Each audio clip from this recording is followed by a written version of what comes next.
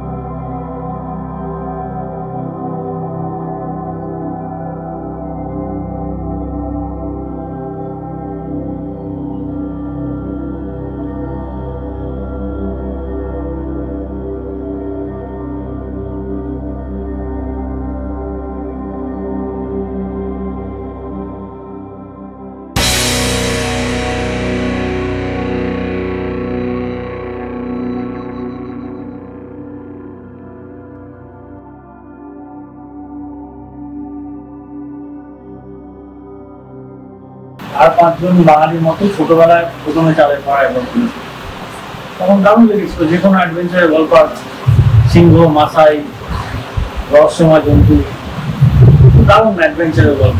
হীরের খনির সন্ধানে যাচ্ছে,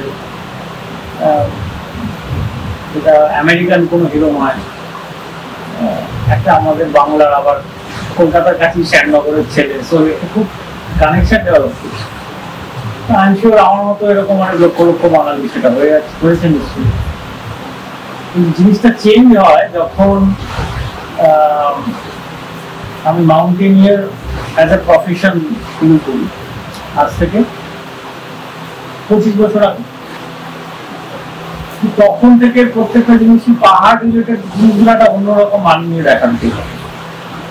এবং ঘটনাচক্রে 2005 সালে আমার হঠাৎ কিলিমাঞ্জারো যাওয়ার একটা প্রোগ্রাম হয়। যখন কিলিমাঞ্জারো যাওয়ার কথা হলো তখন আর একবার চাঁদের পাহাড়টা পড়া শুরু করলাম। তখন জায়গাগুলোকে অন্যরকম মানিয়ে দেখা দিল। প্রথম একটা প্রশ্নই, চাঁদের পাহাড় তখন পড়তে দেখলাম বিভূতিভূষণ কোথাও তো কিলিমাঞ্জারোকে চাঁদের পাহাড় বলেন, কিন্তু অথচ এটা কি করে আমার মনে এসে গেল যে কিলিমাঞ্জারো মানে চাঁদের পাহাড়। কারণ তার আগে যে কটা নিউজ আমরা দেখেছি বা আর্টিকেল পড়েছি বাংলা মিডিয়ায়, সেগুলো কিলিমাঞ্জারোকে চাঁদের পাহাড় বলা, এবং সেটা অনেকবারই আমি repeated, that is not the first time or and first and last time, পরেও হয়েছে, সেটা আমি বলছি।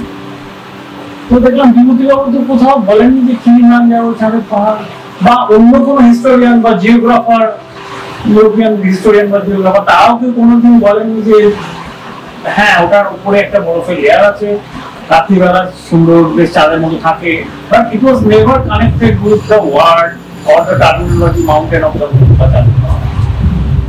তাহলে এটা করতে গেলে সেটার জন্য ওই একটা জিনিসই আমার মনে হচ্ছে যে ওই বিভিন্ন সময় খবর টবরে বলা হয়েছে কিলিমাঞ্জারো মানে চাঁদের পাহাড়, তো সেইভাবে একটু থাকবে। তো সেটা আমার কাছে আরো আরেকবার অদ্ভুত ভাবে এলো যখন 2009 সাল মোস্টলি কলকাতা থেকে দুজন গেছিলেন, তারা কিলিমাঞ্জারো উঠেছিলেন। তখন একটা বড় পত্রিকায় নিউজ হচ্ছিল, তো তারা নিউজ করেই ফেলেছিলেন যে কিলিমাঞ্জারো চাঁদের পাহাড়ে পা পড়লো, বাঙালি প্রথম বাঙালি পা পড়লো। তো ঘটনাচক্রে একদম সিনিয়র সাংবাদিক সেই সময় তিনি আমাকে জানতেন, এবং তিনি জানতেন যে আমি 2005 সালে কিলিমাঞ্জারো উঠেছি। তো that news got corrected, that was fact check. একটা ফ্যাক্ট চেকিং বলে ব্যাপার ছিল, ভাগ্যিস ছিল, তাই কিলিমাঞ্জারোর গল্পে আমি জায়গা পেয়েছিলাম।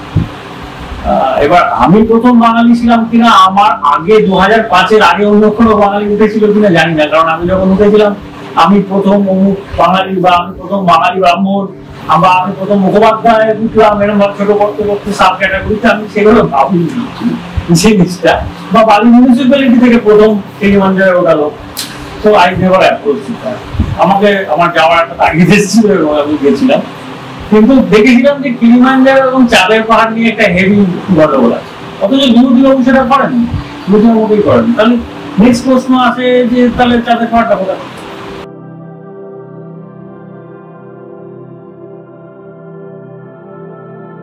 বিভূতিবাবুর গল্পে আমরা দেখছি যে শঙ্কর যাচ্ছে, আসলে গল্পটা শুরু হচ্ছে শঙ্কর একটা স্বপ্ন দেখছে, সেই স্বপ্ন দেখার আগে সে একটা অ্যাডভেঞ্চারের বই পড়ছে। সে অ্যাডভেঞ্চারে দেখছে যে একদল ইউরোপীয় অভিযাত্রী আফ্রিকা মহাদেশের কোথাও একটা অভিযান করছে, সেটা পড়েছে শুধু যাচ্ছে, রাতে স্বপ্ন দেখছে গভীর ট্রপিক্যাল অরণ্যানীর মধ্যে ঘটনা ঘটছে, এবং শঙ্কর দেখছে সে একদিন সেও যাবে চাঁদের পাহাড় অভিযান। তখন চাঁদের পাহাড় শব্দটা আসছে। বিভূতিবাবু পরে ব্যাখ্যা করেছেন, আমি সেটাতে আসছি পরে, কিন্তু শঙ্কর আলটিমেটলি মোম্বাসায় যখন রেলপথে চাকরি পেয়ে যায়, প্রসাদ বন্দ্যোপাধ্যায় তাকে নিয়ে যায়, তারপরে তার সাথে আমরা জানি আলবারেজের দেখা হয়, সেই হীরের খনির সন্ধানে সে চলে যায় রিক্টারফেল্ডে। তাহলে রিক্টারফেল্ড কি চাঁদের পাহাড়? অনেকের মনে সেই ধারণাটা আছে, আমি শঙ্কর তো চাঁদের পাহাড়ে জানি, সপ্তম তো রিক্টারফেল্ড বেরিয়েছিল, তার মানে রিক্টারফেল্ডটাই নিশ্চয়ই চাঁদের পাহাড়। কিন্তু বিভূতিভূষণ এটাও কোথাও বলেননি যে রিক্টারফেল্ড অথবা চাঁদের পাহাড় শঙ্কর পৌঁছল। ঠিক। আর রিক্টারফেল্ডে যে বর্ণনা, রিক্টারফেল্ড একটা ডেজার্ট লাইক জায়গা, মরুভূমি সাউথ আফ্রিকা, অথচ যে বর্ণনা বিভূতিবাবু দিচ্ছেন তার চাঁদের পাহাড়ে, সেটা একটা ট্রপিক্যাল অবস্থা, সেটা তো ঠিক মিলছে না। তো এটা নিয়ে আমি তখন আরো পড়াশোনা শুরু করি, চাঁদের পাহাড় বইটাকে লিটারালি ওয়ার্ড বাই ওয়ার্ড পড়া শুরু করি, এন্ড বিটুইন দি লাইনস পড়া যেরকম বলে সেইভাবে পড়া শুরু করি। আমি দেখি বইয়ের শুরুতে উনি একটা উৎসর্গ করেছি, উৎসর্গটা উনি মেনশন উনি শুরুতেই বলেছেন স্যার হ্যারি জনস্টন এবং রসিটা ফোর্ড দুজনের লেখায় উনি উদ্বুদ্ধ করেছেন। তো আমি তখন দেখতে শুরু করি যে হ্যারি জনস্টনটা কে, উনি কোথায় গেছিলেন আফ্রিকায়, কারণ ওনার পটভূমিকা ছিল 1909 সাল। তো দেখা যাচ্ছে তার আগে হ্যারি জনস্টন এবং রসিটা ফোর্ড দুজনে গেছিলেন মধ্য আফ্রিকার একটা জায়গায়, এবং সেটা হচ্ছে রুয়েনতলি পর্বতমালা ওরফে মাউন্টেন্স অফ দ্য মুন, যার নাম অনেক প্রাচীন। সেই গ্রিক জিওগ্রাফার নাম টলেমি নাম দিয়েছেন লুনে দে মন্টেস বা মন্টেস দে লা লুনে ওরফে চাঁদের পাহাড়, mountains of the moon. Range of mountains, যার খোঁজটা টলেমি কিন্তু এই আমাদের যে বাঙালি রোমান্টিসিজমের সাথে সম্পর্ক নেই, সেটা নীল নদের উৎস খোঁজার mission.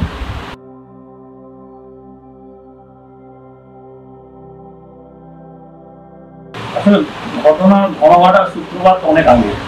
Mountains of the moon নামটা করতে গেলে মাউন্টেন্স অফ দ্য মুন বা চাঁদের পাহাড় নামটা এলো নীল নদের উৎস খোঁজা, কারণ এত বড় একটা নদী, ইজিপ্ট অনেকদিন থেকেই পাশ্চাত্যের কাছে ওপেন, ওরা দেখতে পায় বিশাল একটা নদী, এত জল কোথা থেকে আসছে, আফ্রিকা মহাদেশ এবং গরম জায়গা, সেখানে কি করে আসছে, জল লোকের মাথায় আসছে।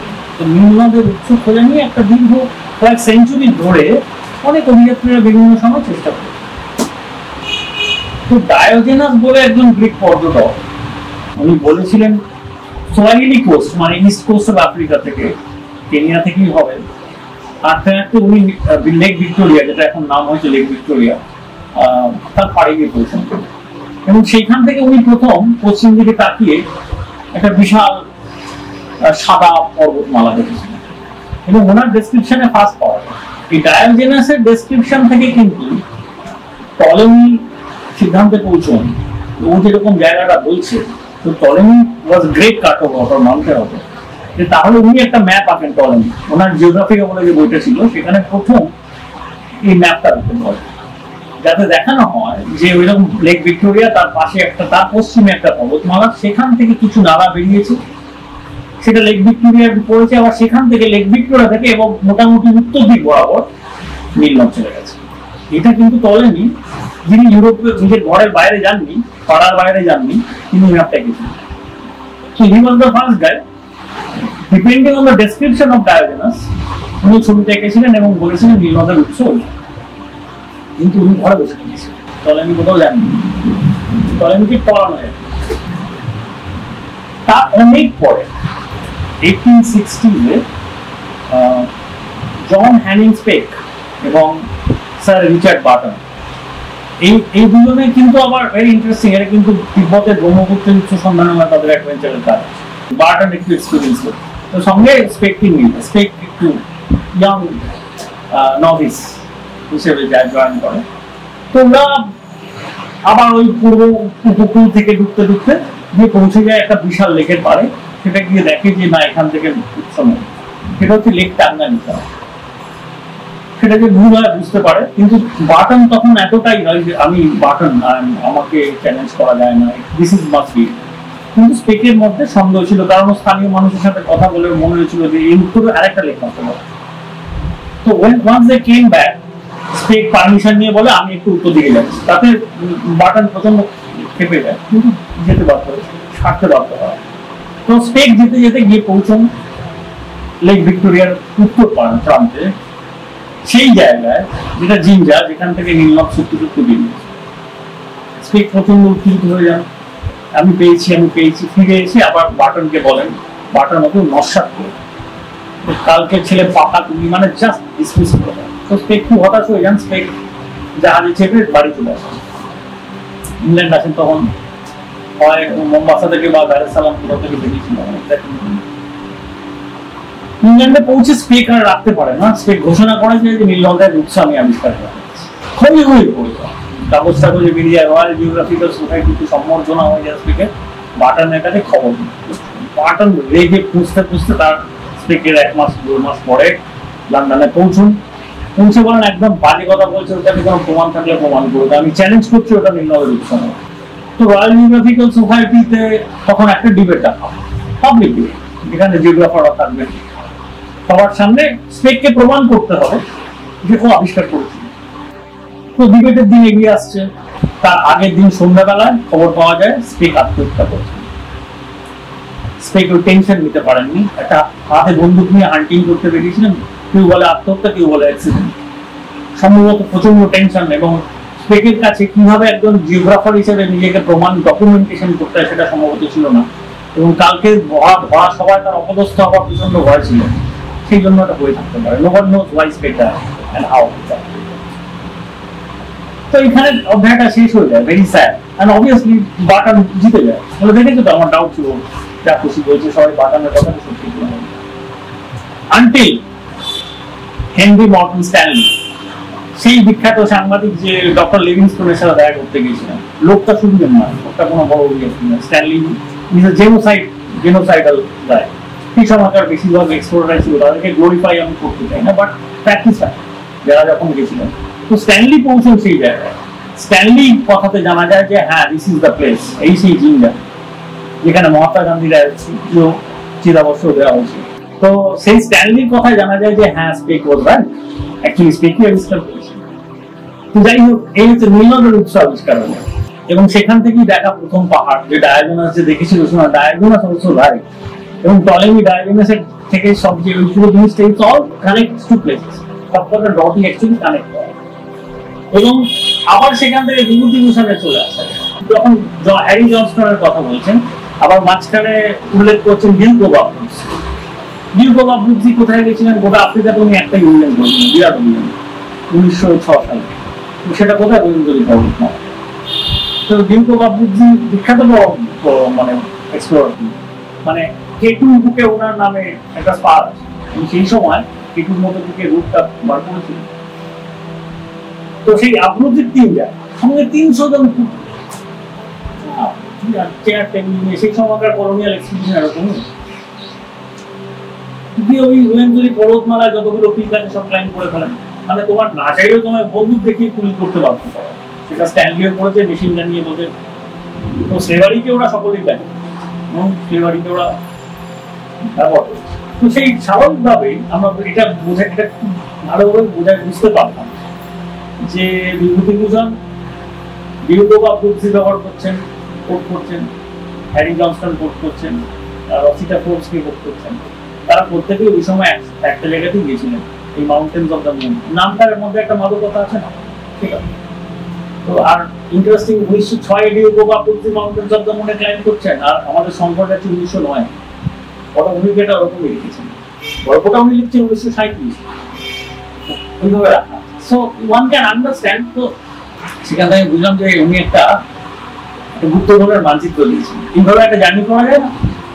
তো প্রত্যেকে দেখলাম আরে মোমবাসা তো আছেই, সবাই জানে মোমবাসা রয়েছে, সেখানে দেখলাম তারপরে উনি যাচ্ছেন মানুষকে সঙ্গে কথা বলছেন। প্রত্যেকে দেখলাম অ্যাকচুয়ালি সাবওয়েতে রেলপথ পাঠার সময় সত্যি সত্যি একজোড়া ম্যানিটিং লায়ন্স উৎপাত ছিল, এবং সেই বইটাও পেয়ে গেলাম, ম্যানিটার্স অফ সাবো বাই কর্নেল প্যাটারসন, বইটা পাওয়া গেল, বইটা পড়লাম।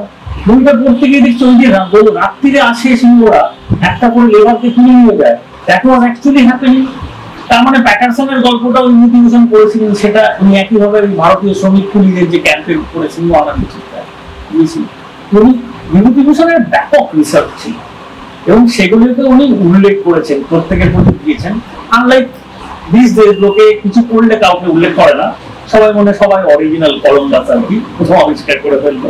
That's very sad, but Bibhutibhushan সেরকম ছিলেন না।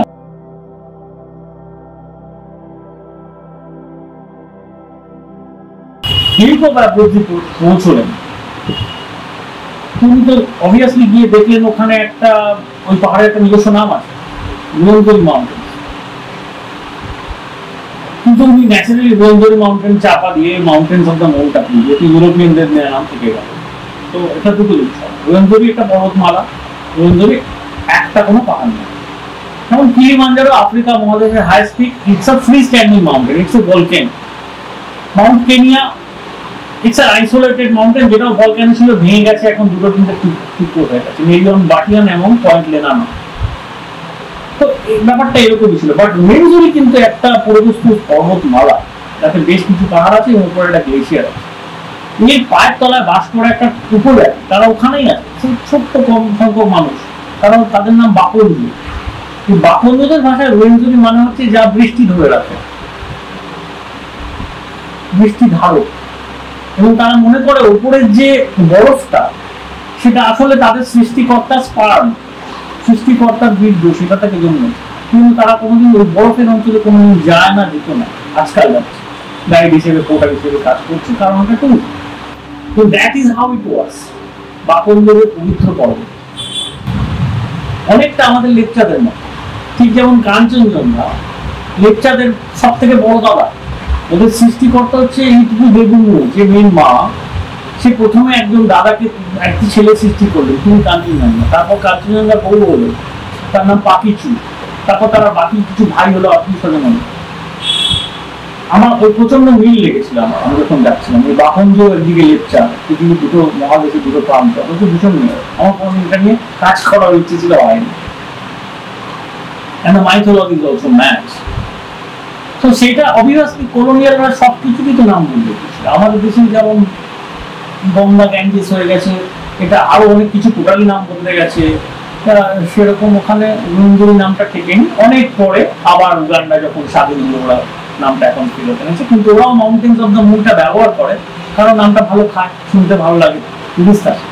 আর মাউন্টেন্স অফ দ্য মুন কেন মাউন্টেন্স অফ দ্য মুন হয়েছিল, সেটা হচ্ছে যখন ডায়োজেনাস দেখেছিল একটা সাদা চাঁদের মতো একটা আভা ছিল, তখন বরফে ঢাকা জিনিস দেখেছিল, সেটা থেকে নামটা দিয়েছিলেন টলেমি। বাট এক্স্যাক্টলি টলেমি ডায়োজেনাসই অলরেডি, কারণ ডায়োজেনাসের বিবরণটা আমার অ্যাক্সেসে নেই, আমি টলেমির বইতে পড়েছি। তো সেখানে ওইখান থেকেই ফার্স্ট মুনেদের মন্টেস বা মন্টেস দে লা লুনা এইভাবে আসে। তার থেকে ইংরেজি ট্রান্সলেশন হয় মাউন্টেন্স অফ দ্য মুন, সেখান থেকে চাঁদের পাহাড়।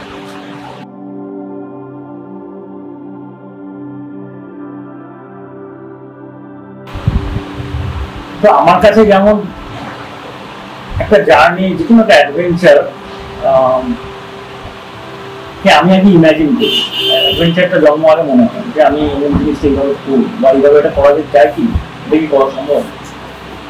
তারপরে সেটা নিয়ে হোমওয়ার্ক, রিসার্চ এবং বাস্তবে কতটা করা সম্ভব, আমি কতটা করতে পারি সেরকম। তো চাঁদের পাহাড়ের জানি তো ঠিক সেরকম ছিল। আমি প্রথমে বিভূতিভূষণের চাঁদের পাহাড় বইটাই আমার গীতা ছিল, ওটাই আমি যেমন বললাম ওয়ার্ড বাই ওয়ার্ড এবং বিটুইন দ্য লাইনস পড়তে শুরু করি, এবং ইট বিকাম অফ ফ্যাসিনেটিং একটা গুরুত্বপূর্ণের ভান্ডার হয়ে দাঁড়ায়। এবং মনে হয় যে একেবারেই মোমবাসা থেকে একটা অদ্ভুত সুন্দর জার্নি করা যায় লেক ভিক্টোরিয়ার পার অব্দি। তারপরে সম্পদ তো রিক্টার ফিল্ডে চলে গেল, আর আমি কিন্তু চাঁদের পাহাড়ে যাওয়া হলো না। তো সেই চাঁদের পাহাড়টা আমি যাবো কাইন্ড অফ শঙ্কর যে স্বপ্নটা দেখেছিল সেই স্বপ্নটা তো কাউকে পূরণ করতে হবে, তো আমাকে একটু দেননি, আমার দিকে মনে হয়েছে। বাট প্যারালি যখন আমি অন্য জিনিসপত্র পড়ছিলাম, ফর এক্সাম্পল টলেমির কথা, এই যে ডায়োজেনাসের কথা বললাম, এই যে জন হ্যানিংস পেক বা রিচার্ড বার্টনের কথা বললাম, তো সেটা এই যে মাউন্টেন অফ দ্য মুনের নোমেনক্লেচার কোথা থেকে এলো নামকরণের উৎস, সেটার জন্য আমার মনে হচ্ছিল নীলনদের উৎস, সেটা খুঁজতে গিয়েই তো এই so called mountains of the মুনটা পাওয়া যায়। তো আমার জানি একটা সিম্বলিক এন্ড ওটাই ছিল যে I will go to the, যেখান থেকে লেক ভিক্টোরিয়া থেকে যেখান থেকে নীলনদ বেরোচ্ছে, জায়গাটার নাম জিঞ্জার। তো ওটা আমার জার্নি শেষ ছিল, পথের শেষ ছিল। মোম্বাসা থেকে যেটা শুরু হয়েছিল সেটা জিঞ্জায় গিয়েছে। তো মোম্বাসা থেকে আমার মোম্বাসায় নেমে বেসিক্যালি আমি মোম্বাসার খুব একটা বিবরণ বিভূতিবাবু দিয়ে যাই, মানে শঙ্করের যাত্রাটা ওখানে প্রসাদ দাস গেছেন, গিয়ে ওটা ছেড়ে দিয়েছেন, তারপর আর কিছু নেই, কিন্তু প্রসাদ দাস ভ্যানিশ হয়ে গেছেন। তো এইবারে আমি চেষ্টা করি ব্যাপারটা যতটা সম্ভব রিপ্লেস করা।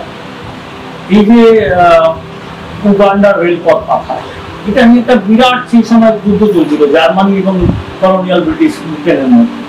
কারণ আজকের যেটা তানজানিয়া, ওটা তখন টাঙ্গানিকা, ওটা জার্মান কলোনি, আর এদিকে কেনিয়া হচ্ছে ব্রিটিশ কলোনি। সবাই ভাবছে কে আগে একটা রেলপথ পাঠার কম্পিটিশন হচ্ছে। ওদিকে কিলিমাঞ্জারোর পায়ের তলার দিকে জার্মানরা রেলপথ পাচ্ছে, এদিকে ব্রিটিশরা মোম্বাসা থেকে রেলপথ পাচ্ছে, কে আগে পৌঁছবে। তো জার্মানরা এসে বারবার এখানে সাবোটাজ করে দিচ্ছে, বোমা ফাটিয়ে ব্রিজ ভেঙে দিয়ে এইসব ঘটনা ঘটেছে। So it's not that I was only talking about Bibhutibhushan চাঁদের পাহাড়, কারণ আমার মনে হয় পুরো জার্নিটা বিভূতিভূষণও যেভাবে দেখেছেন, nothing is black and white, it's multi layer, একটা পার্সিয়ান কার্পেট, অনেক কিছু আছে। I got fascinated by everything. সেখানে মাসাইদের স্ট্রাগলের কথা আমার মধ্যে এসেছে, মাসাইদের উচ্ছেদ করার চেষ্টা করা হয়েছে। এখনকার মাসাইরা কিভাবে বেঁচে আছে সেটা এসছে, যারা খ্রিস্টান হতে পেরেছে, কারণ ভিকিউ ট্রাইবরা the majority tribe, মাসাইরা এখন বাদ হয়ে কিভাবে ধর্মান্তরিত হয়েছে। বা উগান্ডারের পথ তার কয়েক বছর পরেই বন্ধ হয়ে গেল, সেই ট্রেনটাই আমি চেপেছিলাম। বেসিক্যালি সেই ট্রেন যেখানে উইনস্টন চার্চিলও চেপেছেন, সেম কার, সেম প্যান্ট্রি কার, সেম ডাইনিং কার, পুরোনো পোর্সেলিনের বাসন সেভাবেই খেয়েছি, ঠিক আছে। It's very sad. পাশ দিয়ে চাইনিজরা একটা হাই স্পিড রেলওয়ে পেতেছে নাইরোবি টু মোম্বাসা, এখন সেটা চলে। বা ধর সেই সাগর স্টেশন, সাগর স্টেশনে যেমন শঙ্করের গল্প আছে, যার সাগর নদীর পাশে, সাগরটা নদীর পাশে স্টেশন, সাগর স্টেশন একটা ব্রিজ। তো তার দুপারে কুলিদের কলোনি, যেটা সত্যি সত্যি ছিল, যেটা ইনচার্জ ছিলেন প্যাটারসন এক সময়। এবার এই ম্যাগনিফিসেন্ট অফ সাগর নিয়ে একটা হলিউডের ফিল্ম আছে, সেখানে ভ্যাল কিলমার হচ্ছে দ্য শুটার। যদিও প্যাটারসনের গল্পটা থেকে অনুপ্রাণিত হয়ে হলিউড বইটা হয়, but colonel Patterson became pissed off, কারণ ওকে প্যাটারসনই গুলি মেরে সিংহগুলোকে মেরেছিল। ওখানে দেখা যাচ্ছে যে প্যাটারসনের চরিত্র গুলি মারছে না, একজন প্রফেশনাল হান্টার এসে মারছে। That's val Kilmer. সেই সিংহগুলো এখনো আছে, সেই সিংহগুলো শিকাগো ফিল্ড মিউজিয়ামে স্টাফ করে, সেই যে ম্যানিটার্স। এবার আমি যখন 2015 সালে সাবো দিয়ে ক্রস করছিলাম, সেই সময় আবার শোনা গেল সাবো ন্যাশনাল পার্ক থেকে সিংহ বেরিয়েছে, আবার দু একজন মানুষকে মেরেছে, খালি এবার চাইনিজকে মেরেছে, কারণ চাইনিজ লেবার কাজ করছিল। তো এই যে সময়ের পরিবর্তন, যেটা একসাথে বিভূতিবাবুর যিনি জার্নি করে দিয়েছেন। আমরা ছোটবেলা থেকে জুলবানের কল্পনা করেছি, জুলবান কি অসাধারণ কল্পনা শক্তি। একই সাথে আমি যখন এই রাস্তাটা ফলো করছি, যেখানে উনি রেলপথের বিবরণ দিচ্ছেন, একটা ছোট স্টেশনের বিবরণ দিচ্ছেন, যেখানে শঙ্কর প্রথম স্টেশন মাস্টার হয়ে পৌঁছলো, গায়ে কাঁটা দেওয়ার মতো মিল। তো তখন তো ইন্টারনেটের যুগ নেই, বা চট করে একটা ডকুমেন্টারিও দেখে বলতে পারেননি, উনি ন্যাশনাল লাইব্রেরিতে গিয়ে প্রেসক্রিপশন বলতে। তো এরকম ভাবে একটা বিষয়ের মধ্যে ঢুকে যাওয়া যায়। আমি মুগ্ধ হচ্ছিলাম প্রতিপদে, এখনো হয় বিভূতিবাবু দক্ষতায়। বাট একই সাথে আমাকে ডিস্টার্ব করছিল কলোনিয়াল লেগেসিটা দেখে, এবং একইভাবে কিভাবে আফ্রিকাতে যেভাবে এরা শোষণটা করেছে, সেটা অন্য লেভেলে ভারতবর্ষে তো করেছি আমরা জানি। So I could read it, কারণ আমাদেরও এই ব্রিটিশরা রুল করেছে, আফ্রিকাতেও করেছে। আফ্রিকাতে তো ছিঁড়ে খাওয়া হয়েছে, আমরা জানি স্ক্র্যাম্বল ফর আফ্রিকা।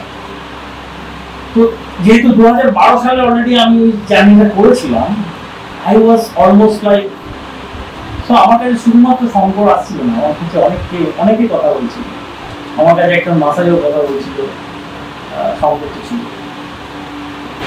এবারে আমি পৌঁছই ওই সাবো স্টেশন, ওই স্টেশন করতে করতে নাইরোবিতে আমার সাথে দেখা হয় ইউনাইটেড নেশনসের একজন উচ্চপদস্থ মানুষের সাথে। তিনি আমাকে সময় দিয়েছিলেন। তো তিনি সুদানে কাজ করছিলেন সেই সময়। ডাইরেক্টলি একজন বাঙালি ভদ্রলোক, যেখানে গৃহযুদ্ধ চলছে সেখানে উনি তাদের জন্য পুরো জীবনটা দেবেন।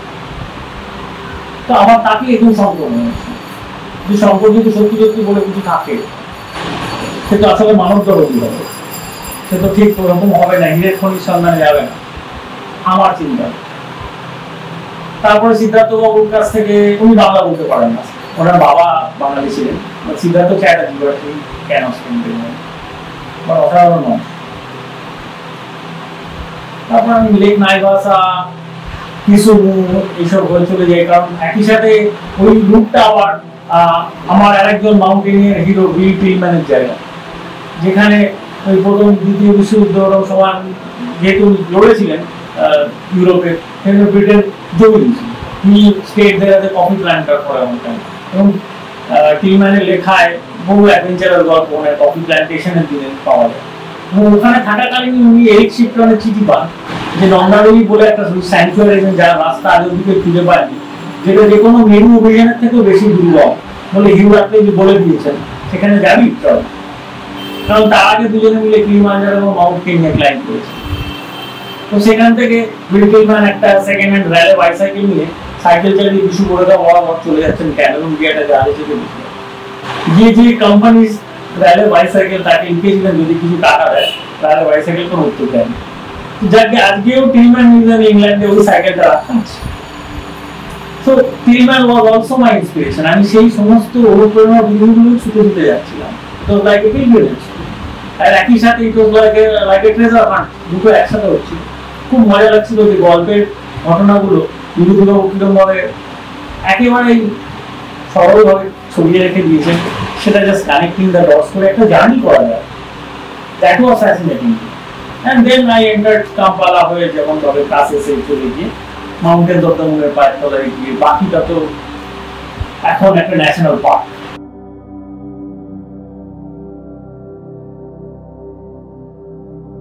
যখন যাই হোক এই মোম্বাসা থেকে জার্নি শুরু করে রোয়েনজোরি ন্যাশনাল পার্কে দৌড়গোড়া অবধি ছিল যাত্রার প্রথম পর্ব। সেকেন্ড পর্ব ছিল actually mountains of the moon national পার্কে ঢুকে গিয়ে ট্রেক করা, এবং থার্ড পর্ব ছিল তারপর পাহাড়ে কোনো একটা পিকে ওঠা। এবার রোয়েনজোরি ন্যাশনাল পার্কে যে রোয়েনজোরি মাউন্টেন্স, এটা মাউন্টেন্স অফ দ্য মুন, এখানে খেয়াল করতে হবে ইট is not mountain of the moon, it is mountains of the moon.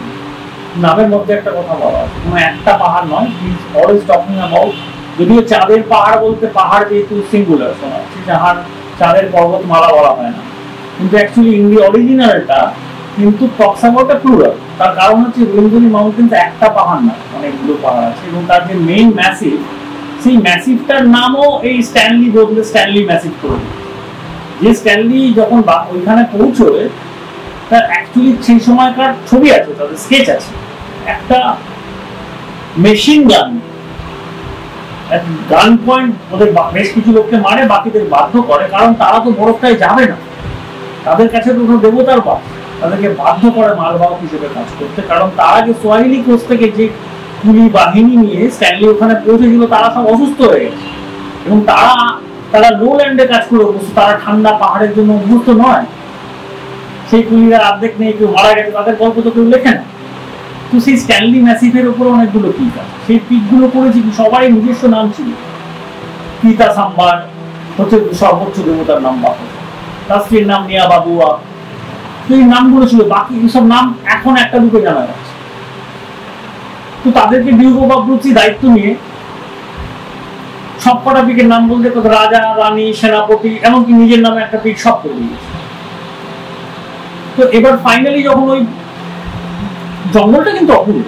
It's rain forest, যেখানে বছরে প্রায় গড়ে 360 দিন বৃষ্টি পড়ে, এবং এইখানেও বিভূতিভূষণের বিবরণের একটা ডিউটি আছে। সেখান থেকেও একটা ক্লু আমাকে পাওয়া যায়, যে পড়বে আরেকবার সে দেখতে পাবে। শঙ্করকে তুষক, উনি লিখেছেন তুষক থেকে তুষক লাফিয়ে যেতে হচ্ছে। উনি বলছেন তুষক ঘাস। তুষক ঘাস বলে আলাদা কোনো ঘাস হয় না, ঘাসের টাসক। একটা জায়গায় যে কোনো মাঠে দেখা যায় ঘাসের এরকম বিভিন্ন মতো হয়ে থাকে। এবং রুয়েনজরিতেই একটা সময় গ্লেশিয়েটেড ভ্যালি ছিল, গ্লেশিয়ারগুলো রিট্রিট করে যায়, ওয়াইড ওপেন ভ্যালি, মাঝখানে জলটা বসে গেছে। So it has become bogs, wetlands. এতটাই ঠান্ডা জল, এবং তুমি পা রাখলে অ্যাটলিস্ট হাঁটুর ওপর অব্দি ডুবে যায়, গামবুট পরে হাঁটতে হয়। তো সেই বগের ওপর দিয়ে এখন ন্যাশনাল পার্ক ওরা পাঠাতন পেটুল, যাতে তোমার যেতে না হয়। কিন্তু তা সত্ত্বেও কিছু কিছু জায়গা আছে তোমাকে অ্যাকচুয়ালি যেতে হবে, এবং সেটা তখন এই ঘাসের টাসক থেকে আর একটা টাসকের লাফ দিয়ে যেতে হবে। যদি না দিতে পারো তুমি কাদায় ঢুকে যাবে। তো এটাও বিভূতিবাবু বিবরণে ছিল। এরকম ভাবে অনেক ছোট ছোট ক্লু আছে। উনি শঙ্করকে নিয়ে গেছেন ভিক্টোরিয়া, কিন্তু আসলে গল্প বলছেন রুয়েনজরি মাউন্টেন্সে, যেখানে ডিউক অফ অদ্ভুত ক্লাইম্ব করছেন। যাই হোক, আমি যখন ফাইনালি পৌঁছই ক্লাইম্ব করতে, তার আগে অব্দি যাচ্ছি, কিন্তু একই সাথে ইতিহাসের ছাত্র হওয়ায় আমাকে জিনিসটা ভীষণ নাড়া দিচ্ছে। তো সেখানে গিয়ে দেখছি একটার নাম মার্গারিটা, একটার নাম আলেকজান্দ্রা, এরকম একটা নাম সাভোয়া নিজের নামে, তো এরকম সব নাম দিয়েছে। এন্ড পিকটা বেসিক্যালি কঠিন কিছু না। তার জাস্ট ইমাজিন ওয়ান থিং, আমি একজন মাউন্টেনিয়ার যে তার আগের বছরে নন্দাদেবী হিলস ক্লাইম্ব করেছি 2014 সালে। নন্দাদেবী হিলস যারা জানেন না তাদের বলি যে তেনজিং নোরগের যেটা বায়োগ্রাফি, সেখানে তেনজিং নোরগে বলেছেন যে তেনজিং নোরগে একজন সাংবাদিক জিজ্ঞেস করেছিলেন এভারেস্ট ক্লাইম্বের পরে যে what is the most difficult climb, what is the hardest climb you have done, এরকম একটা প্রশ্ন ছিল। সেখানে তেনজিং বলেছেন they expect I will say Everest, it is not Everest, it is Nanda Devi hills. তো সেটা আমার একটা ইন্সপিরেশন ছিল অন্য গল্প। সেই নন্দাদেবী যে তার আগের বছরই ক্লাইম্ব করেছে,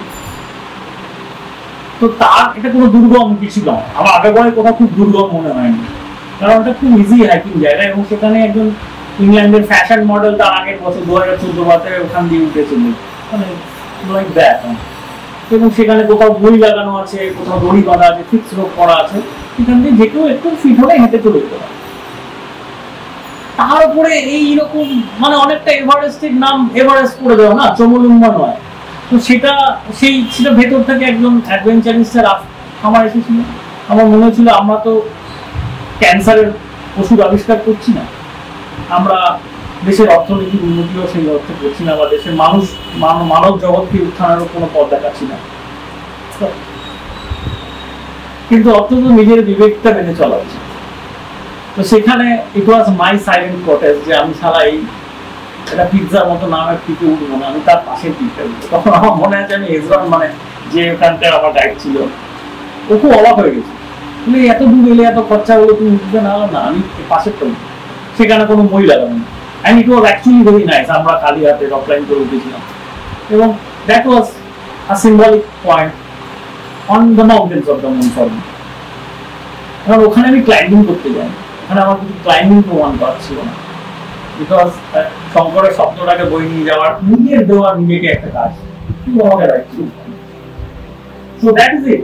তো আজকে এভারেস্টের নাম দিবি চলছে, আগরমাথা পরে এসেছে, চমলুম্বা কতটুকু বলে না চাপা পড়ে যাচ্ছে, এরকম চতুর্দিকে হয়েই যাচ্ছে। বলতে পারো এখন অ্যাডভেঞ্চারিস্ট প্রতিবাদ করতে পারো, কিন্তু আমাদের বেসবল প্লেয়ার আজকাল প্রতিবাদ করছে আমেরিকাতে, বললে তাকে সবাই মিলে ছিঁড়ে খাচ্ছে। তো এখন অ্যাডভেঞ্চারিস্ট তাকে প্রতিবাদ করবে আমার যায়। That's why I didn't climb marketing and climb movies to pass it.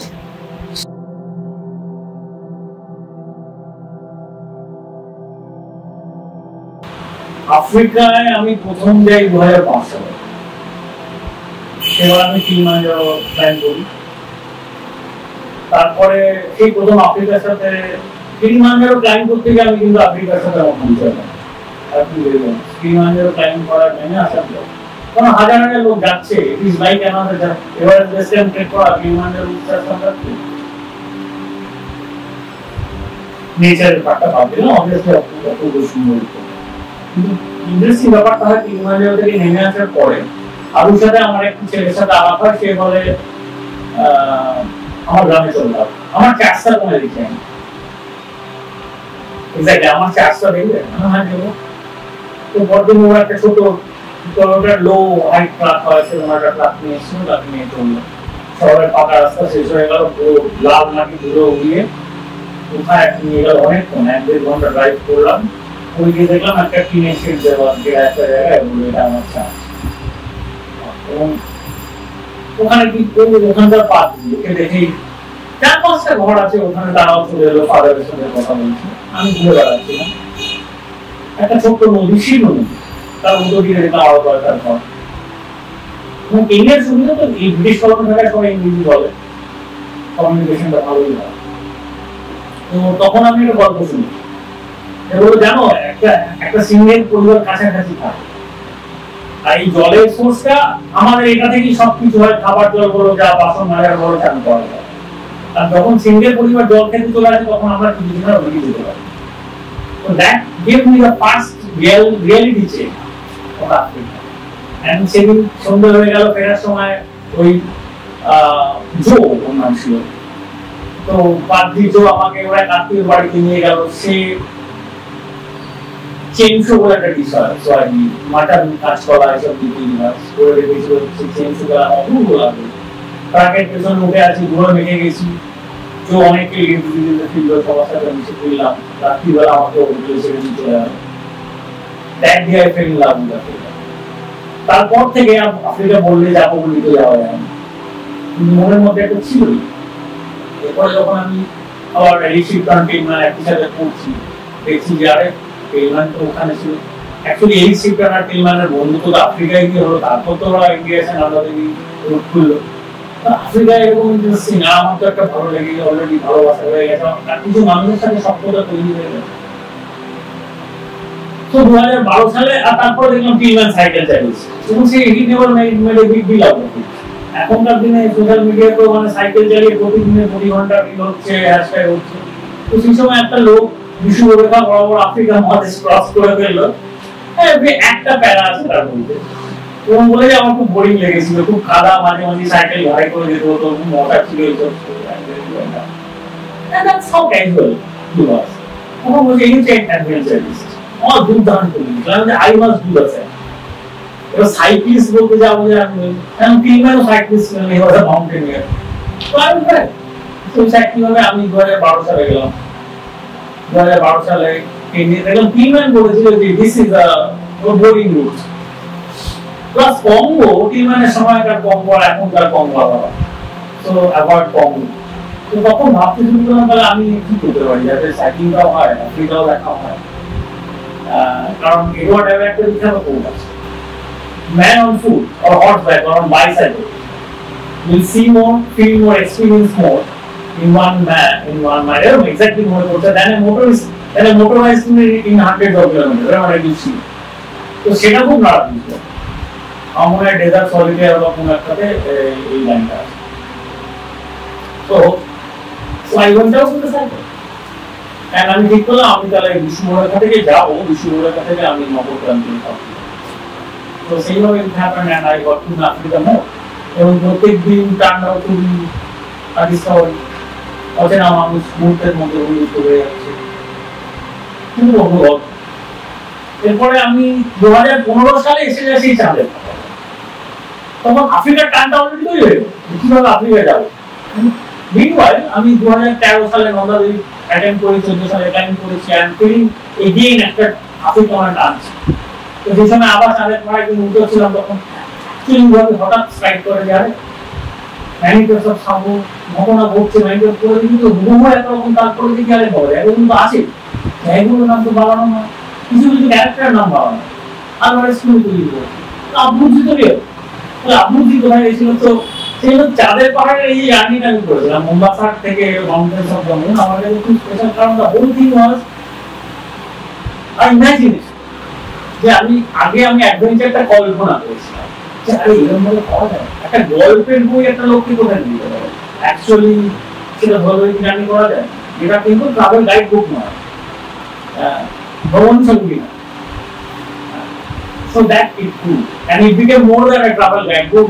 It became a treasure hunt. দুঃখজনক সামনে একটা রোমাঞ্চ ছিল, প্রত্যেকদিন রোমাঞ্চ ছিল। তারপরে আমি 16 সাল থেকে it became more purely climbing. আমি বাটিয়ান মিলিয়নের বড় বড় বিগ রক ওয়াল ক্লাইম্ব করতে যাই, এবং 2017 সালে আটলান্টিক কোস্ট ধরে সাহারা ক্রস করি। 2020 সালে শেষ যাই, 6বার আমি আফ্রিকা গেছি। তো তার মধ্যে চাঁদের পাহাড়ের জার্নিটা ওয়াজ ভেরি স্পেশাল। এবার আমি সাইকেল চালাচ্ছিলাম না, ইচ্ছে করে চালাচ্ছিলাম না, কারণ আমি জানি আমাকে মানুষের খোঁজ করতে হবে, আমার বহু মানুষের ইন্টারভিউ দিতে হবে। তার 2012-তে আমি হাফ আফ্রিকা সাইকেল চালিয়ে ফেলেছি। আমি সাইকেল পরে চালাতে পারি। ঠিক যে জিনিসটা আমার আধা দিন করে সময় হয়েছিল। আমি ভেবেছিলাম প্রথমে সাইকেল চালিয়ে সিঙ্গাপুর থেকে অনেক পারবো, সাইকেল ইজ সেকেন্ডারি, আমার ফিটটা সেকেন্ডারি। আমি কি আমার কাজটা আধা দিনের সময় আমি আরো বহু মানুষের দেখা পেতে পারি, এবং সেটা আমাকে বহু অন্য দিগন্তের খোঁজ দিতে পারে। And that is precisely why I did not carry 2019 যখন আমি আধা দিনের রাস্তায় যাই, আমি সাইকেল নিয়ে যাই। তো সেখানে আই বিকাম আ দর্শক, আমি দেখছি, কারণ আমার সেই সৌভাগ্যটা আছে বা আমার সেই বিশ্বাসটা আছে দুটো, যে আমি অনেক কিছু ঝুঁকি নিয়ে যেতে পেরেছিলাম, আজকাল আর পাচ্ছি।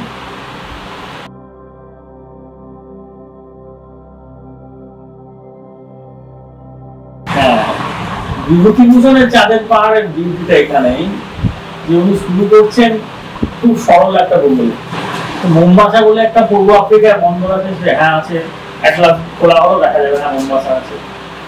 উগান্ডা রেলপথ পাতা হচ্ছে, হ্যাঁ সত্যি ইতিহাস করলে দেখা যাবে, হ্যাঁ মোম্বাসা থেকেই কথা হচ্ছে। প্রচুর ভারতীয় শ্রমিক, হ্যাঁ ব্রিটিশরা ভারত থেকেই শ্রমিক নিয়ে কাজ করছে। শ্রমিক নিয়ে যেতে হয়েছিল কারণ আফ্রিকাতে যারা ছিল তারা ট্রেন্ড শ্রমিক ছিল না। ঠিক যেমন ভাবে বার্মা রুল করার সময় বাংলা থেকে বাবুদের নিয়ে গিয়ে কেরানি এবং ম্যানেজার বানিয়েছিল, সেরকম ওখানে ওরা শ্রমিক নিয়ে গেছিল, এবং স্টেশন ম্যানেজার অমুক তমুক এখান থেকে বাঙালিরা গিয়েছিল। ইনফ্যাক্ট তুমি যদি দেখো যে উগান্ডা রেলওয়ে উইকিপিডিয়াটা দেখিস, ইন্ডিয়ার রেল লাইনের ছবি, সেখানে দুটি দোকানে ফতুয়া পড়ার লোক হেঁটে যাচ্ছে। হিস্টোরিক্যাল ফটো, আর্কাইভাল ফটো ওরা ছিল সে, এবং শিখদেরও নিয়ে গেছিলেন, যাদের যেরকম ভাবে ব্রিটিশ যেভাবে এখানে কাজে লাগিয়েছিল তাদের কলোনিতে কাজে লাগিয়েছিল, এবং তারা থেকে গেছিল। আজকে ওই যে কেনিয়ান যে ইন্ডিয়ানস, হ্যাঁ most of them are descendants of this labours, যারা ডিসাইড করেছিল ওখানে থেকে গেছে, এবং তারা ব্যাপক সংখ্যায় কেনিয়া এবং উগান্ডায় বসে যায়। এটা পরের প্রসঙ্গ, এবং তারা পরবর্তীকালে প্রচন্ড প্রতিপক্ষশালী হয়। হ্যাঁ, তো উনি বেশ যাচ্ছিলেন, লেক ভিক্টোরিয়া অব্দি যাচ্ছিলেন, কিছু অব্দি গেলেন। সেখান থেকে হঠাৎ আমরা দেখলাম শঙ্কর জাহাজে চেপে রিক্টারসভেলের দিকে চলে গেল, যেটা একদম দক্ষিণে। রিক্টারসভেল সত্যি একটা ভৌগোলিক ভাবে সত্য, কিন্তু সেটা ওই রুটে না, যেটা একটা রুক্ষ মরুভূমি টাইপের একটা জায়গা। তো এদিকে উনি বিবরণ দিচ্ছেন, যখন ওইখানে হীরের খনি খুঁজছে, বিবরণ দিচ্ছেন একটা ট্রপিক্যাল অরণ্যের মধ্যে ইন্ডিয়া, যার বিবরণ হচ্ছে Duke of Abruzzi mountains of the মুনের অভিযানের বিবরণ, রসিকা ফোর্সের বিবরণ, হ্যারি জনস্টনের বিবরণ। তো এইভাবে উনি ভূগোলটাকে একটু ঘেঁটে দিয়ে পাঠকের সাথে খেলা করছে। This is the master stroke.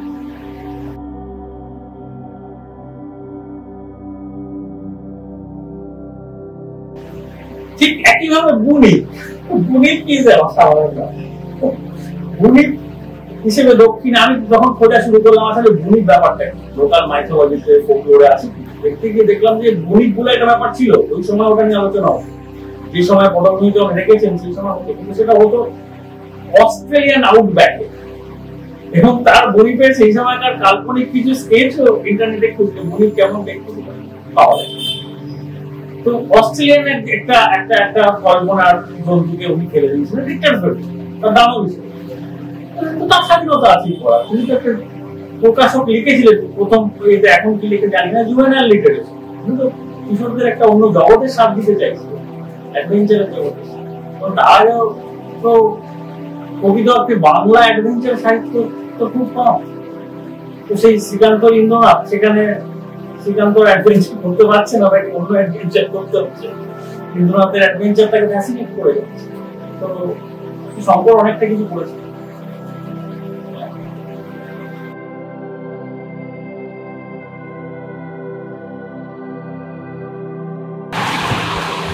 তো 2012 একটা ঘটনা বলছি। 2012 সালে আমি তো বেরিয়ে পড়েছি নাইরোবি থেকে 250 কিলোমিটার 100 কিলোমিটার উপরে নানিংকি বলে একটা জায়গা আছে, যেখান থেকে কিছু ওড়েদা গেছে, যেখান থেকে নামছি নাইরোবি পৌঁছলাম। সব জায়গায় মানুষ ভীষণ ভালো। নাইরোবি থেকে এবার নাইরোবি থেকে তানজানিয়ার বর্ডারের দিকে যাচ্ছি। তানজানিয়াতে যখন ঢুকলাম, কিলিমাঞ্জারো দূরে দেখতে পাচ্ছি, কোনো কথা মনে পড়ে যাচ্ছে। ফাইনালি এবার now I am on the coast. আফ্রিকার ম্যাপটা যদি কল্পনা করা যায় যে কিলিমাঞ্জারো থেকে এবার আমার ক্রমশ পূর্ব দিকে যাচ্ছি, যে দার এস সালাম যাবে। এই দার এস সালাম যেতে গিয়ে কোস্টাল কিছু মাউন্টেন রেঞ্জ আছে, ওটা রাস্তাটা ফ্ল্যাট নয়, এবার মাউন্টেন রেঞ্জ ক্রস করতে হয়, ছোট ছোট জায়গা। তো সেরকম একটা জায়গায় কোবয়ে বলে একটা শহর আসছে। সেদিনও খুব লম্বা চালাচ্ছি, আমার 100-120 কিলোমিটার যেতে হবে, খুব ক্লান্ত হয়ে গেছে। আর জলের খুব অভাব ছিল, রাস্তা ছিল। বিকেল হয়ে গেছে, সাইকেলটা একটা চড়াই আছে, সাইকেলটা ঠেলে ঠেলে যাচ্ছে।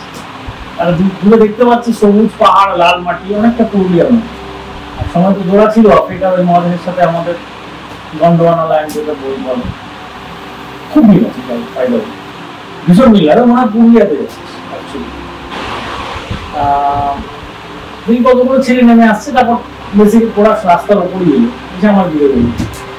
এবার সবাই বাচ্চা ছিল, আলাপ হলো, জিজ্ঞেস করলাম হ্যাঁ স্টুডেন্ট, ওরাও কোবেতেই যাচ্ছে, আর 5-6 কিলোমিটার বাকি আছে। তখন একজন বললো না আমি সাইকেলটা নিচ্ছি, একজন আমার হাতে সাইকেল নিল, ওলিওর আবার গেস্ট ক্লাস 8, 9, 10 এসছে। তো আমি জিজ্ঞেস করলো যে তুমি কোথাকার লোক? I am from India. বিশ্বাসই করে না। No, I'm from India. No, but we know Indians, but Indians don't do this. So we have never seen any Indian like this. So they are always in the shops, in big offices. And তখন গল্পটা interesting লাগলো যে কি বলছে বলে না, ওরা তো আমাদের সাথে মেশে না। আমরা হয় আমাদের লোক ওদের দোকানে চাকরি করে, বা গাড়ির ড্রাইভার হয়, বা ঘরে দারোয়ান হয়, আমাদের মেশে না। ওরা তো বড়, কিন্তু তোমার কি অবস্থা, তোমার কি বাড়ি থেকে বার করে দিই? এই ঘটনা আমার কিন্তু বারবার হয়েছে, এটা একটা আইসোলেটেড ইনসিডেন্ট না। তখন আমি ভেবে বার করলাম যে না না শোনো, তোমাদের তানজানিয়াতেও যেমন অনেক ট্রাইব আছে, ইন্ডিয়াতেও অনেক ট্রাইব আছে। আমার ট্রাইবটা আলাদা, আমার ট্রাইবটার নাম বেঙ্গলি ট্রাইব। তো এরা ঘুরে বেড়ায়, এরা আবার ওরকম করে, এরা মিশে লোকজনের সাথে। তো আমি সেই ট্রাইবের, তো দ্যাট ওয়াজ দ্যাট। বাট ওটা একটা জিনিস আমাকে একটা ক্লু দিয়েছিল, যেটা পরে আমার কাছে রিঅ্যাফার্ম হয়েছিল যে সামথিং ইজ রং। যে কারণে আমি দেখেছি যে আমি পরবর্তীকালে জাম্বিয়াতে, মালাউইতে একটা ভয়ঙ্কর ঘটনা ঘটল, সেটা ছিল, এটা বলা যায়। কারণ তখন মনে কর কেনিয়া, তানজানিয়া, জাম্বিয়া 3টে দেশ পার হয়ে গিয়ে আমি 4র্থ দেশে ঢুকেছি, মালাউই। আর দরিদ্রতম মালাউই, এই 3টে দেশের মধ্যে দরিদ্রতম। আমি কোথাও চার্চে থাকি, কখনো স্কুল বাড়িতে থাকি, কখনো কারো দোকানে থাকি, কখনো নিজে তাবু কাটি থাকি, যখন যেখানে পাই। আমার টার্গেট হচ্ছে খাবার খরচাটা, যদি বাজে থাকার খরচাটা, আমি বন্ধুত্ব করি তার। তো সেরকম একটা জায়গায় আমি দেখেছিলাম যে আমার চার্চে, একটা চার্চে ছিল, জায়গাটা শহরটার নাম মনে পড়ছে না, খুব প্রাচীন church, church of Central African Presbyterian, CCAP churches, entire Central Africa জুড়ে আছে।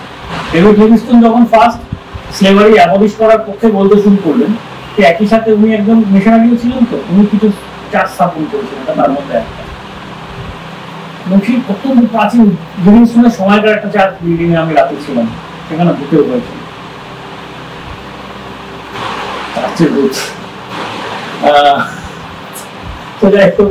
তো সেখানে আমি দেখেছিলাম মানুষ একবেলাতে। এখন তো আমার মতো লোক শখে একটা মিল খায় যে রোগা হবে বলে, 1 meal a day। তো ওখানে 1 meal a day এমনি করতো, মানে ও আমাকে এই কথাটা চার্চের গার্ড, নাইট গার্ড বলেছিল। রাত্রিবেলা আগুন জ্বালিয়ে বসে আছে, রাত্রিবেলা ঠান্ডা ঠান্ডা, আমি আমার ঘুম হচ্ছে না, আমি ঘর থেকে বেরিয়ে এসেছি, পাশে বসে কিছুক্ষণ গল্প। তখন দেখলাম উগালি মাছ। উগালি মানে ওখানকার স্টেপল ডায়েট, যেটা কর্নফ্লাওয়ার থাকে। কেনিয়াতে তার মানে উগালি বলে, আর তারপরে দেশগুলো নামটা বদলে যায়। মালাউইতে বলে নাসিমা, ওটাকেই নামিবিয়াতে বলে পাপ।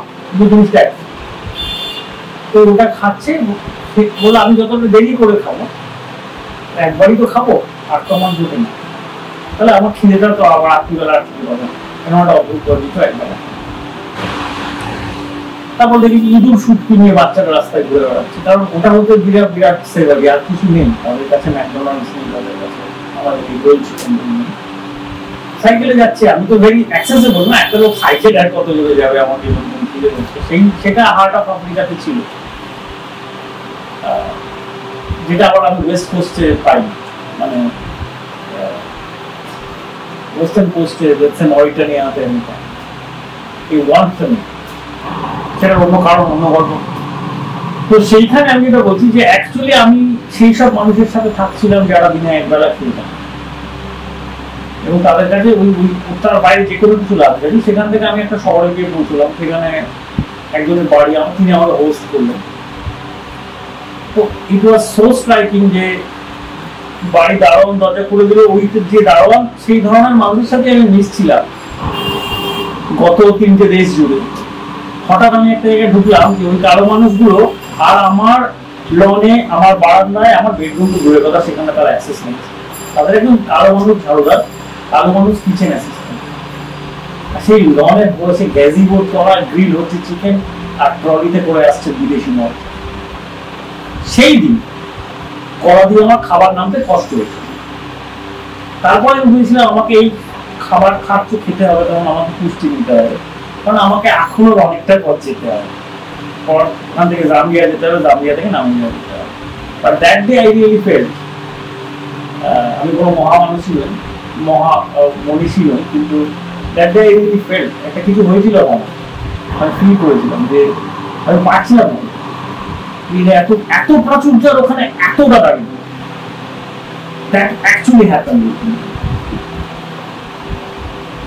সো সেইটা থেকে আমরা বুঝতে পেরেছিলাম, পরে এই যে ইতিহাস পড়তে ভালো লাগে, আমি বুঝতে পেরেছিলাম কেন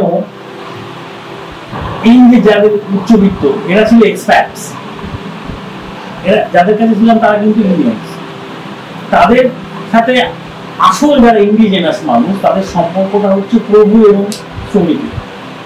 তারা এদের ছেলেমেয়ে ওদের এক স্কুলে পড়ে না, এদের ছেলেমেয়ে ওদের সাথে খেলে না, ওদের মধ্যে বিয়ে থাও হয় না, যারা একটু উঠে গেছে নেতা হয়েছে তারা হয়তো পার্টিতে দেখা হয়, উই হ্যাভ নেভার মিক্সড, এবং এই কারণেই ওদের মধ্যে একটা প্রচন্ড রাগ আছে। এবং অন্যান্য সময় আমাকে বিভিন্ন স্থানীয় মানুষ বলেওছে যে সাদা চামড়ার লোকের পরে আসল রুলার তো এখন ইন্ডিয়ান। ওইখান থেকে এই কানেক্টেড দ্য ডট, যদি ইদি আমিনের সময় কিভাবে উগান্ডা ফার্স্ট ইন্ডিয়ান খেলা, তারপরে কেনিয়া খেলা, যে entire population of British Gujarati যেটা তৈরি হয় সেটা কিন্তু আফ্রিকা খেলানো গুজরাটি, যে গুজরাটিরা আবার নিয়ে গেছিল ব্রিটিশরা রেলপথ পাঠার সময়, ডটস আর কানেক্টেড। যে ইন্ডিয়ানরা ওখানে গেছিল একসময় ব্রিটিশের হাত ধরে, তারা একসময় প্রভু রূপে দেখা যায়। কিন্তু এখনকার উগান্ডার কথা দেখি, মুসেভেনি ইদি আমিনকে অপোজিশনে ছিল, ডেমোক্রেসির কথা বলেছিল, সেই মুসেভেনি এখনো অব্দি আছে। মুসেভেনিকে টিকিয়ে রেখেছে ইন্ডিয়ান ব্যবসায়ীরা। Enter economy of Uganda is by Indians. Equally South Africa তুমি জানি যে গুপ্ত আর্মি, তো আফ্রিকান ন্যাশনাল কংগ্রেস কি লিটারালি রান করে দেয়, and it is open secret, সবাই জানে। So another day I will not be surprised যে আবার ইন্ডিয়ান খেলানো হয় আফ্রিকার মহাদেশ থেকে, কোনো একটা দেশ থেকে এটা শুরু হতে পারে, যদি না নতুন জেনারেশন ইন্ডিয়ানরা ওদের সাথে মিশতে শেখে। তাহলে that day might happen in one of the countries, কোথাও থেকে ট্রিগার করবে, বাকি তো বালুর চাপা রয়েছে, আগুন লেগে যাবে।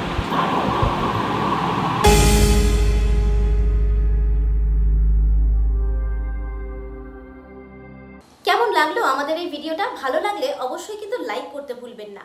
রোজকার নানা রকমের খবর, সেলিব্রিটিদের আপডেট, সঙ্গে নানা অজানা কাহিনী, জ্যোতিষশাস্ত্র, এমনকি স্বাস্থ্য সংক্রান্ত টিপস, সমস্ত কিছুই পাবেন আমাদের এই ইউটিউব চ্যানেল দেশ দ্য সার্চে। সঙ্গে কিন্তু সাবস্ক্রাইবও করে রাখুন। আরও পরবর্তী ভিডিও দেখার জন্য বেল আইকনেও ক্লিক করতে ভুলবেন না। সবাই ভালো থাকবেন। এখন এই পর্যন্তই, দেখা হবে পরবর্তী ভিডিওতে। নমস্কার।